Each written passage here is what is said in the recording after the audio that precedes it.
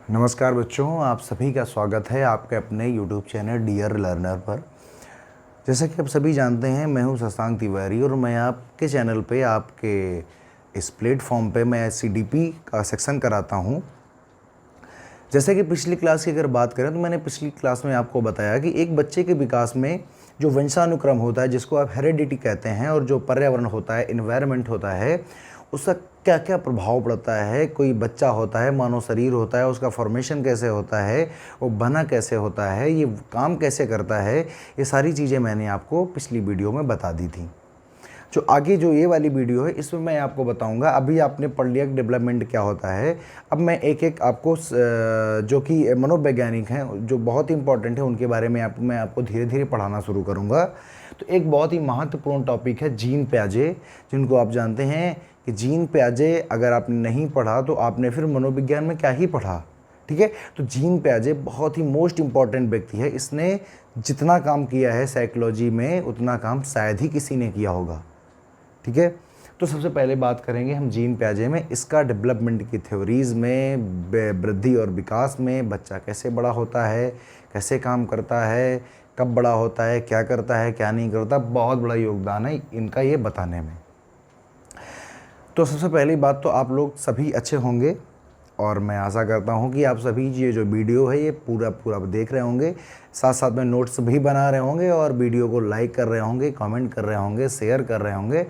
और अगर नहीं कर रहे हैं तो प्लीज़ करते जाइएगा, क्योंकि इससे परिवार बड़ा होता है, हमें मोटिवेशन मिलता ही है और साथ साथ में व्यवस्थाएं भी बेहतर होती जाती हैं। ठीक है, तो ये काम तो रोज़ रोज़ कहने का नहीं, आप करते रहिए, बिल्कुल करते रहिए। अब हम बात करते हैं जीन प्याजे की। आप बहुत ही ध्यान से सुनिएगा, बहुत ही इंटरेस्टिंग सा टॉपिक है। आपने जीन प्याजे को बहुत अच्छी से जानना है, क्योंकि जीन प्याजे आत्मा है मनोविज्ञान की शुरुआती दौर पे।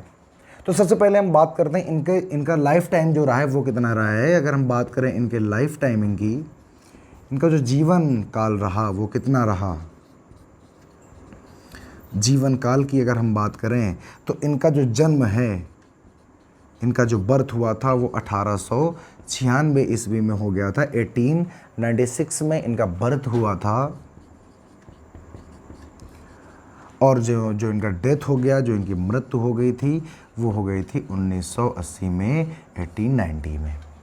इनका जन्म हुआ था 1896 ईस्वी यानी 1896, और जो इनकी डेथ हुई थी, मृत्यु हुई थी, वो 1980 में या 1980 ईस्वी में हो गई थी। बात करें इनके देश की तो ये कैसे थे, ये एक स्विस सिटीजन थे। स्विस सिटीजन का मतलब होता है वह आदमी जो स्विट्जरलैंड का निवासी होता है। तो यह एक स्विस सिटीजन यानी स्विट्जरलैंड के निवासी थे। तो आप ऐसे भी कह सकते हैं, ये जो साइकोलॉजिस्ट थे वो कहाँ के थे, स्विट्जरलैंड के थे, एक स्विस सिटीजन थे। ठीक है, एक बात ये दूसरी बात हो गई। तीसरी बात की अगर बारे में बात करें तो इनका योगदान क्या रहा है।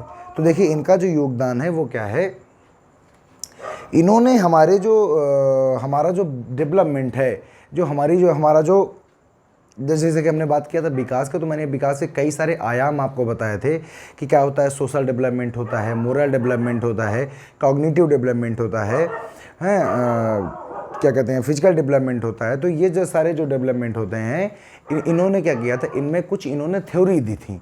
तो वो थ्योरी क्या थी, ज़रा आप ध्यान रखिएगा, ध्यान से सुनिएगा। तो इनकी जो थ्योरी है उसे कहते हैं कॉग्निटिव डेवलपमेंट थ्योरी ऑफ प्याजे, या इसको कहते हैं कॉग्निटिव डेवलपमेंट थ्योरी। इन्होंने संज्ञानात्मक विकास का सिद्धांत दिया था। तो अगर पूछा जाए कि ये सबसे ज़्यादा फेमस क्यों है, तो इन्होंने दिया था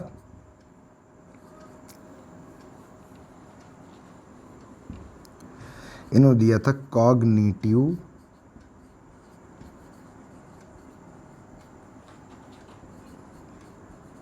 डेवलपमेंट थ्योरी यानी संज्ञानात्मक विकास का सिद्धांत।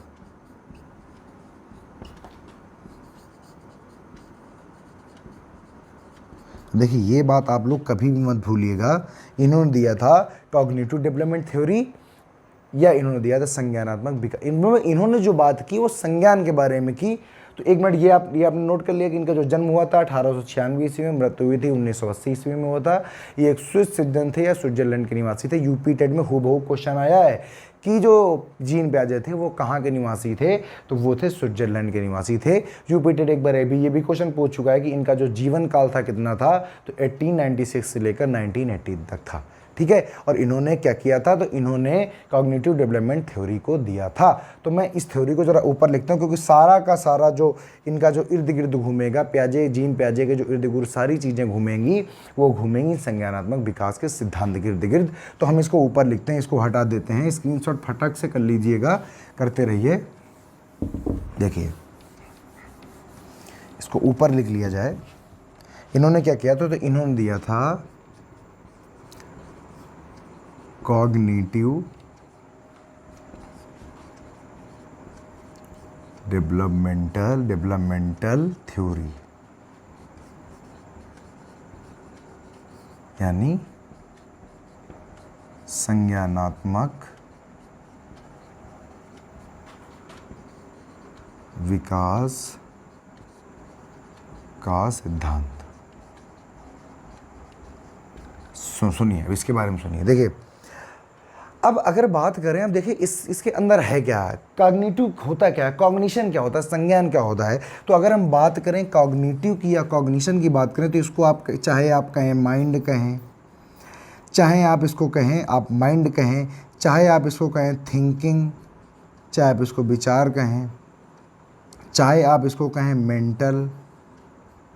तो आप माइंड का मतलब क्या होता है, आप कह सकते हैं ये मस्तिष्क भी कह सकते हैं इसको आप चिंतन भी कह सकते हैं, इसको आप मानसिक भी कह सकते हैं। इसका मतलब क्या है भैया। और जो डेवलपमेंट होता है ये कैसा होता है, तो डेवलपमेंट एक लाइफ लॉन्ग प्रोसेस है। इसका मतलब ये जीवन पर्यंत चलने वाली प्रक्रिया है। तो जैसा कि आप डेवलपमेंट में पढ़ते हैं कि डेवलपमेंट एक जीवन पर्यंत चलने वाली प्रक्रिया है, तो जीन पियाजे कहते हैं कि जो कॉग्निटिव डेवलपमेंट है, मतलब जो मस्तिष्क का जो मस्तिष्क का विकास है, जो मस्तिष्क का जो विकास है, जो चिंतन का विकास है, जो मानसिक विकास है, ये कैसे चलता है, जीवन पर्यंत चलता रहता है, जब तक कि व्यक्ति कब्र में नहीं चला जाता है, जब तक कि व्यक्ति मर नहीं जाता है। बात समझ में आई। तो अगर हम बात करें जीन पियाजे ने, यहाँ पर जीन पियाजे इतना ज़्यादा फेमस क्यों है, क्योंकि सबसे पहले दिमाग के बारे में, मस्तिष्क के बारे में सबसे पहले किसने बात की थी, तो वो बात की थी जीन पियाजे ने। जीन पियाजे ने बताया कि जो मस्तिष्क का विकास होता है, जो चिंतन का विकास होता है, जो मानसिक विकास होता है, ये जीवन पर्यंत चलने वाली प्रक्रिया है, ये कभी नहीं रुकती है। इसीलिए कहते हैं सीखने की कोई उम्र नहीं होती है। ठीक है, अब देखिए जीन पियाजे के बारे में एक और बात पूछी जाती, इनकी अगर हम इनकी बुक्स की बात करें, देखिए अगर जीन पियाजे की बेटा बुक्स के बारे में बात की जाए, तो जीन पियाजे ने 32 बुक्स यानी 22 बुक्स को लिखा है। ठीक, लेकिन इनकी जो बुक है, इनकी अगर हम बात करें, देखो जो पहली किताब होती है, जो आदमी काम कोई पहल करता है, वो उसका काम बहुत ज़्यादा फेमस होता है। तो अगर इनकी हम बात करें फर्स्ट बुक की, अगर हम इसकी फर्स्ट बुक की बात करें, तो फर्स्ट बुक इनकी कौन थी, तो इनकी फर्स्ट बुक थी जो कि 1926 ईस्वी में, देखो इसका सन भी पूछते हैं, कहते हैं जीन पियाजे ने अपनी पहली किताब को किस सन में प्रकाशित किया था, वो प्रकाशित किया था 1926 ईस्वी में, जिसका नाम था the language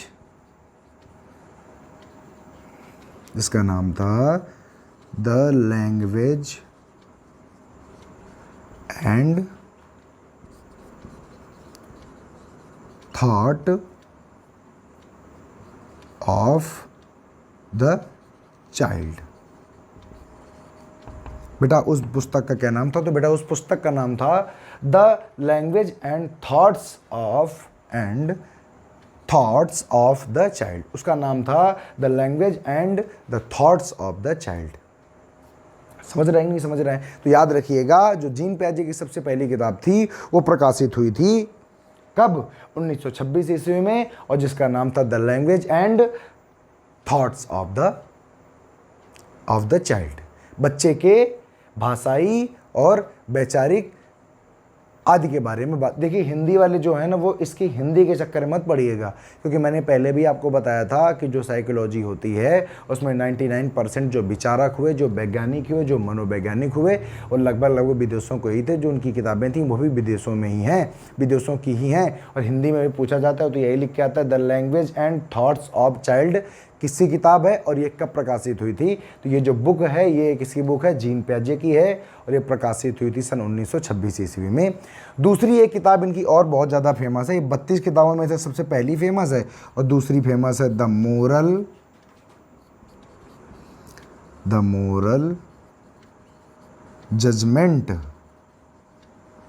judgement of the child.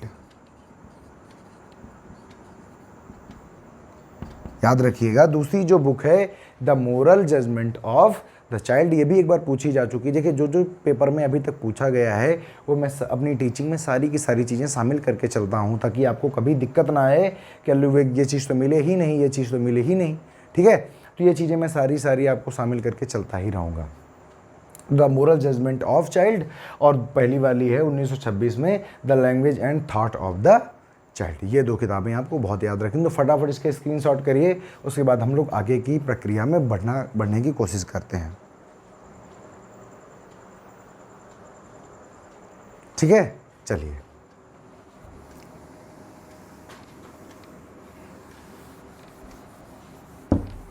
आगे की बात सुनिए आप लोग। अब क्या होता है, जो जीन पियाजे की जो थ्योरी है वो कौन सी थ्योरी है, देखो इसको मैंने रब कर दिया है। ये थ्योरी कौन सी है, अभी मैंने आपको बताया था, ये थ्योरी है कॉग्निटिव डेवलपमेंटल थ्योरी। अब देखिए इसके कुछ अन्य नाम भी हैं। इस थ्योरी को किन किन नामों से पुकारा जाता है या किन किन नामों से जाना जाता है, ये जो थ्योरी के जो अन्य नाम है वो भी पेपर पूछे गए हैं। ये जो है किस थ्योरी का नाम है, देखिए तो हम लिख देते हैं इसके अन्य नाम। तो इसका जो पहला नाम लिया जाता है वो कहा जाता है intellectual developmental theory. Developmental theory एक तो इसका ये नाम होता है, क्या होता है, इंटेलेक्चुअल डेवलपमेंटल थ्योरी, जिसको कहते हैं बौद्धिक विकास का सिद्धांत। क्या कहते हैं इसको, कहते हैं मेरे बच्चे बौद्धिक विकास का सिद्धांत। एक तो इसका आधार नाम ये हो गया। अगर बात करें इसके दूसरे नाम की, तो इसका दूसरा नाम होता है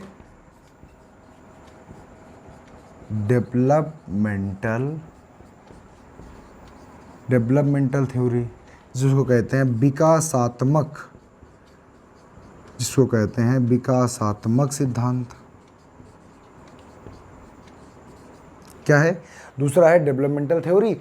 और देखिए सबसे ज़्यादा मोस्ट इम्पॉर्टेंट ये वाला इसका होता है, क्योंकि क्वेश्चन पूछा जाता है फादर ऑफ डेवलपमेंटल थ्योरी कौन है, तो लिखा जाता है जीन पियाजे। मैं आपको लिखा देता हूँ, याद रखिएगा। इससे क्या पूछा जाता है, इससे पूछा जाता है फादर ऑफ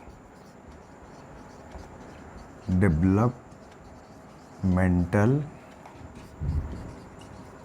थ्योरी कौन है, तो वो है जीन पियाजे। कौन है, जीन पियाजे। समझ में आई बात कि नहीं आई है। तो आपसे क्वेश्चन पूछा गया था, यूपी टेट भी पूछा गया, सी टेट भी पूछा गया, बिहार टेट ने भी पूछा, यूके टेट ने भी पूछा कि फादर ऑफ डेवलपमेंटल थ्योरी कौन है, तो वो कौन है, वो है हमारे जीन पियाजे साहब। तो ये तो बहुत याद रखना। और अभी जब हम ये सिद्धांत पढ़ेंगे ना कॉग्निटिव डेवलपमेंट का, तो हम यही पढ़ेंगे, डेवलपमेंटल थ्योरी के अंतर्गत ही पढ़ते हैं। जो जिसका तीसरा नाम होता है वो होता है थ्योरी ऑफ कॉग्निटिव बिहेवियरिज्म।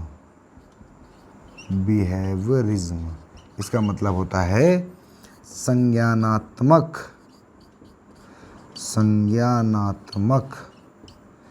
व्यवहार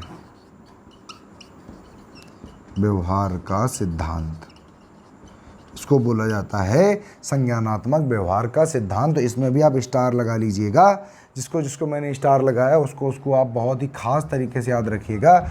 ये जो कॉग्निटिव डेवलपमेंटल थ्योरी, इसके 3 अन्य नाम होते हैं। एक को कहते हैं इंटेलेक्चुअल डेवलपमेंट थ्योरी यानी बौद्धिक विकास का सिद्धांत, दूसरे को कहते हैं डेवलपमेंटल थ्योरी यानी विकासात्मक सिद्धांत। और इसे अगर क्वेश्चन यहाँ से आता है फादर ऑफ डेवलपमेंटल थ्योरी कौन है, तो वो हैं जीन प्याजे, ठीक है। और फिर पूछा जाता है कि इसका और नाम क्या है, तो थ्योरी ऑफ कॉग्निटिव बिहेवियरिज्म।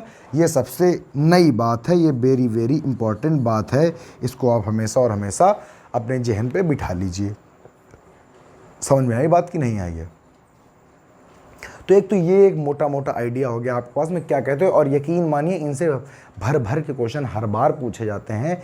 ये किसको कहते हैं, ये इसको किसको कहते हैं, ये किसको कहते हैं, तो आप इनको बहुत अच्छी तरीके से याद रखिएगा, ठीक है। बात समझ आई? फटाक से स्क्रीनशॉट करिएगा, फिर हम लोग आगे की तरफ बढ़ते हैं।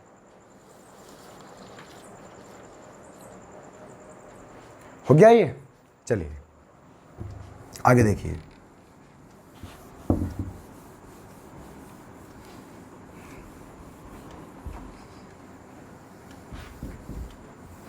मैंने अभी अभी आपको बताया था कि जो जीन प्याजे के अंतर्गत जो हमें पढ़ना होता है वो हम किसके अंतर्गत पढ़ते हैं, तो वो बेटा हम पढ़ते हैं डेवलपमेंटल थ्योरी। जीन प्याजे में हम पढ़ेंगे डेवलपमेंटल थ्योरी यानी विकासात्मक सिद्धांत। बच्चे का विकास कैसे होता है, विकासात्मक सिद्धांत। तो आप सभी जानते हैं, नहीं जानते हैं तो सुन लीजिए। विकासात्मक सिद्धांत के अंतर्गत जो जीन प्याजे साहब थे उन्होंने बच्चे के विकास की 4 अवस्थाएं बताई। कितनी बताई? 4 अवस्थाएं बताई। तो उन्होंने बताया कि बच्चा 4 अवस्थाओं से गुजरता है और उसके बाद में बच्चे का धीरे धीरे करके डेवलपमेंट होता जाता है।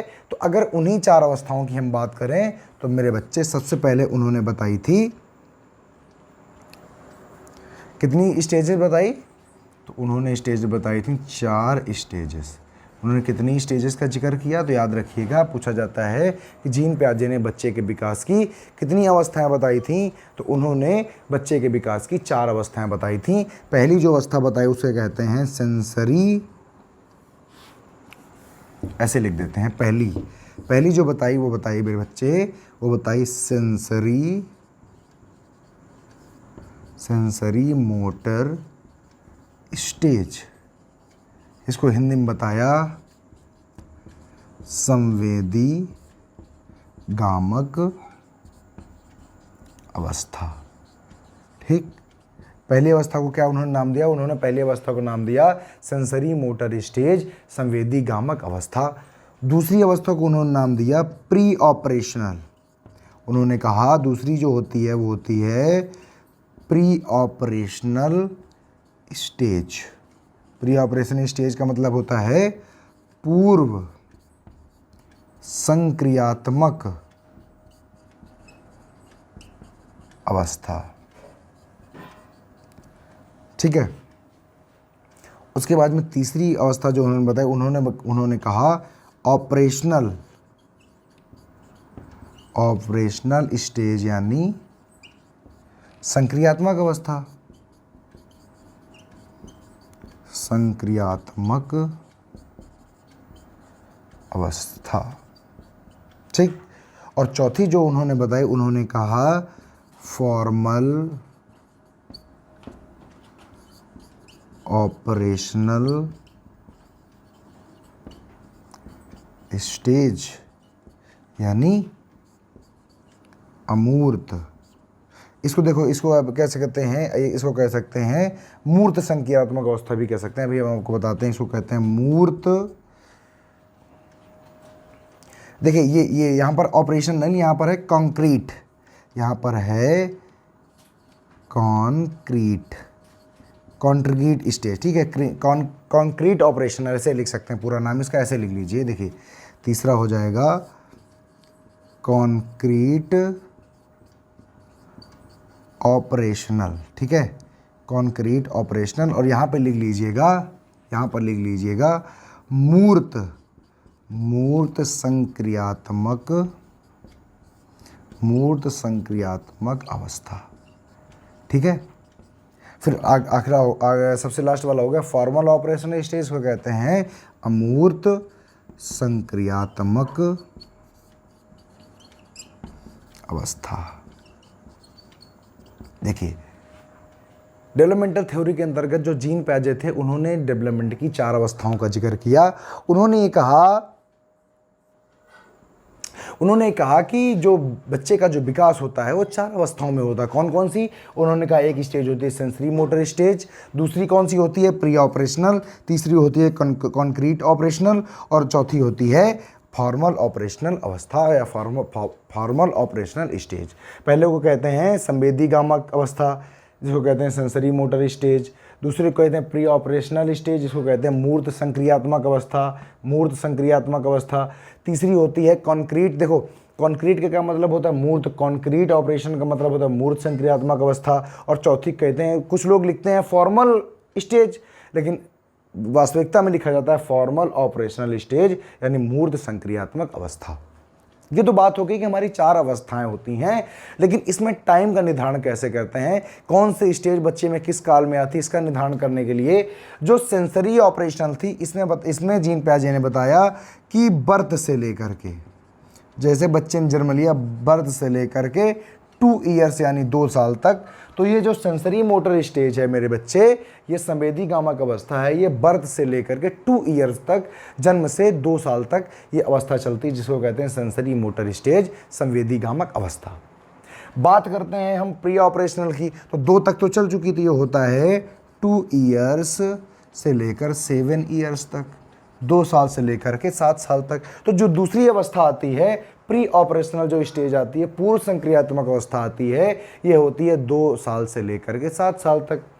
तीसरी अवस्था आती है कंक्रीट ऑपरेशनल स्टेज या मूर्त संक्रियात्मक अवस्था, तो ये होती है 7 ईयर्स टू 11 ईयर्स, मतलब 7 साल से लेकर के 11 साल तक। कितनी? 7 साल से लेकर 11 साल तक। और जो फॉर्मल ऑपरेशन स्टेज आती है वो होती है 11 ईयर्स टू अबव, फिर बच्चा बड़ा होता जाता है और वो फॉर्मल ऑपरेशनल स्टेज में ही चलता जाता है।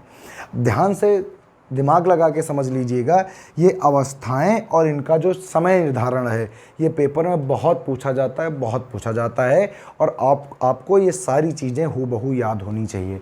अगर पूछा जाए कि जो जीन पियाजे हैं उन्होंने कौन सी अवस्था का जिक्र नहीं किया हुआ है, तो ये 3 अवस्थाएं लिखी होंगी, एक कोई और अवस्था लिखी होगी, कौन लिखा हो से इन्फेंसी स्टेज।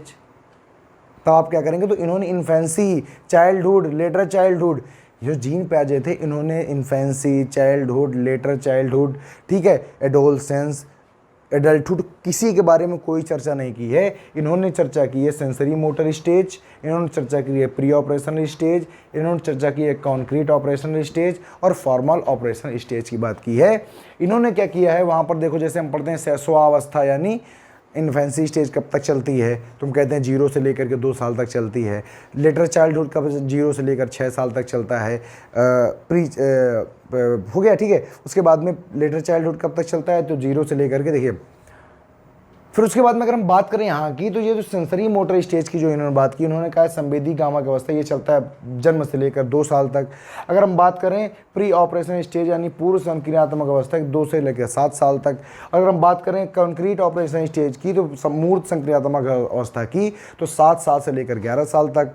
और बात करेंगे फॉर्मल ऑपरेशन स्टेज यानी अमूर्त संक्रियात्मक अवस्था की, तो ये चलता है 11 साल से लेकर के अब जहाँ तक आप आगे बढ़ते जाएँ। बात समझ आई? तो ये आपको क्या करना है, आपको जीन पियाजे की सारी स्टेजेस को याद रखना है। क्वेश्चन आपसे पूछा जाता है, बताइए निम्न में से जीन पियाजे की स्टेज नहीं है या निम्न में से जीन पियाजे की अवस्था है जो इन्होंने डिवाइडेशन किया था, और समय निर्धारण भी इनका पूछा जाता रहता है। देखिए, जीन पियाजे एक बहुत बड़ा टॉपिक है, एक बहुत बड़ा मुद्दा है, इसलिए इसको पढ़ाने के लिए हमें कम से कम 2 से 3 क्लासें लगेंगी। तो आज तो पहली क्लास होगी, हमने यहाँ पर आपको बता दिया कि स्टेजेस का कैसे निर्धारण किया है। अब जब हम अगली क्लास, आपको फटाफट इसका स्क्रीनशॉट भी कर लीजिए, अब अगर जब हम आपकी अगली क्लास लेकर के आएंगे तो अब हम इन पे चर्चा करेंगे कि सेंसरी मोटर में क्या होता है। हो सकता है एक क्लास में सिर्फ 2 हो पाएँ, हो सकता है एक क्लास में अगर और विस्तार करने की कोशिश की जाएगी तो एक क्लास में केवल एक ही अवस्था को हम पढ़ पाएंगे।